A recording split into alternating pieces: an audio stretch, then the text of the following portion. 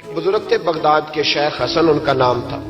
وہ جب نماز کی امامت کرتے نا، بغداد کی جامع مسجد کے امام تھے، جب امامت سے فارغ ہوتے تو کہتے اے اللہ میرے شہر کے اس تاجر کی 2 بیویوں پہ اپنا رحم فرما، اے اللہ میرے شہر کے اس تاجر کی 2 بیویوں پہ اپنا۔ تو شاگرد اکثر سنتے کہ ہر نماز کے بعد استاد جی دعا کرتے ہیں۔ شاگرد پوچھتے حضور اس تاجر کی وہ بیویاں، نہ تاجر کا نام نہ بیویوں کا پتہ، تو آپ فرماتے تمہیں کیا، میں دعا کرتا ہوں نا، جس رب کی بارگاہ میں کرتا ہوں اس رب کو تاجر کا بھی پتہ ہے، بیویوں کا بھی پتہ ہے۔ تو ایک دن سارے شاگرد اکٹھے ہو کے بیٹھ گئے، استاد جی آج بتائیں تو صحیح معاملہ کیا ہے، آج ذرا آپ بات تو کریں، تاجر کون سی بیویاں؟ تو شیخ حسن فرمانے لگے کہ بغداد کا ایک تاجر تھا، بے اولاد تھا۔ اللہ اکبر۔ تو وہ اکثر تجارت کی غرض سے ملک شام جایا کرتا تھا، اس کی اولاد نہیں تھی، کئی مہینے اسے ملک شام میں رہنا پڑتا تھا۔ اس کے دل میں خیال آیا کہ میں یہاں ایک نکاح ہی نہ کر لوں، میرے پاس اتنی مال و دولت ہے۔ تو وہ گیا، اس نے وہاں جا کے ایک شادی کر لی، مکان بنا لیا، نکاح کر لیا۔ پہلی بیوی کو بتا نہ سکا، تو بیوی پتہ کر لیتی ہے، اسے خبر ہوتی ہے، ایسے بھی یہ لباس ہے مرد کا، مرد اس کا لباس ہے، دونوں ہی جانتے ہیں، کمزوریاں بھی خوبیاں بھی۔ تو وہ جب اس دفعہ تاجر آیا نا، 2-1 دفعہ ملک شام سے نکاح کے بعد، تو بیوی محسوس کرنے لگی کہ بدلے بدلے سے میری سرکار نظر آتے ہیں، نہ تو کپڑے دھلنے والے ہیں، نہ اس طرح اس کی طبیعت ہے، کوئی معاملہ ہے۔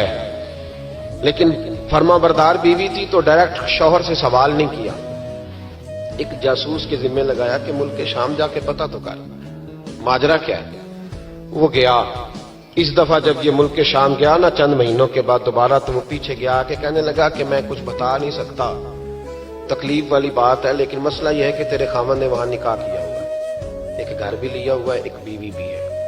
اس نے کہا چلو آتے ہیں تو بات کرتی ہوں۔ لیکن اب کہ جب یہ آیا نا واپس ملک شام سے، تو بڑا شدید بیمار ہو کے آیا، شدید بیمار۔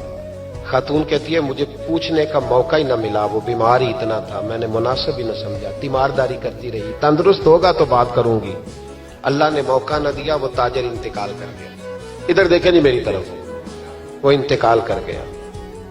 اب عدت گزری تو اس بیوی نے، بغداد والی نے، اس نے اس کا کل مال، جو کہ اور کوئی تھا ہی نہیں، یہی بیوی تھی اور بڑا مالدار تھا، اس نے کل مال جمع کیا اور پھر اس کو آدھے حصے میں بانٹا۔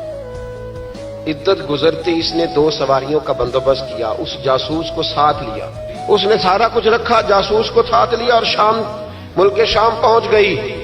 اس خاتون کو تلاش کیا اور تلاش کر کے کہنے لگی زمانہ نہیں جانتا کہ تو بھی وارث ہے مال کی، پر میں تو جانتی ہوں نا، میں تو جانتی ہوں نا۔ اور یہاں تو میاں لوگ 2 مرلے کے لیے جعلی کاغذات بنوا لیتے، قرآن اٹھا لیتے۔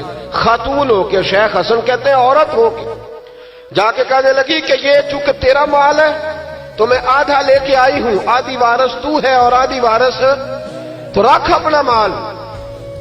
اس خاتون نے آگے بڑھ کے اپنی سوکن کو گلے سے لگایا اور کہنے لگی بی بی اگر تو اللہ سے ڈرتی ہے تو میں بھی اسی رب کی بارگاہ میں سجدہ کرتی ہوں، میں بھی اسی مالک سے ڈرتی ہوں، میں بھی اسی کریم کی ماننے والی۔ کا کیا مطلب؟ کہنے لگی میرا شوہر اب کہ جب آیا تھا نا ملک شام تو بیمار ہو کے آیا تھا، اور بغداد کے طبیبوں نے اسے بتایا تھا کہ اب تو بچے گا نہیں، تو وہ جب واپس جا رہا تھا تو مجھے کچھ پیسے بھی دے گیا تھا، یہ مکان بھی میرے نام کر گیا تھا، اور مجھے طلاق بھی دے گیا تھا، اور کہہ گیا تھا مرضی کا نکاح کر لے۔ وہ چونکہ مجھے فارغ کر گیا تھا، اب اس مال میں سے میرا کوئی حصہ نہیں، یہ سارا ہی تیرا ہے، اب میرا اس میں سے کوئی حصہ نہیں، تو رکھ لے، سارا ہی تیرا۔ شیخ حسن رحمت اللہ علیہ فرمایا کرتے کہ میں مولوی اور مفتی ہو کے، میں پیر اور صوفی ہو کے ان 2 بیویوں سے میں نے بڑا سیکھا ہے، لہذا جب بھی دعا کرتا ہوں پہلے ان 2 عورتوں کے لیے دعا کرتا ہوں، پہلے ان کے لیے۔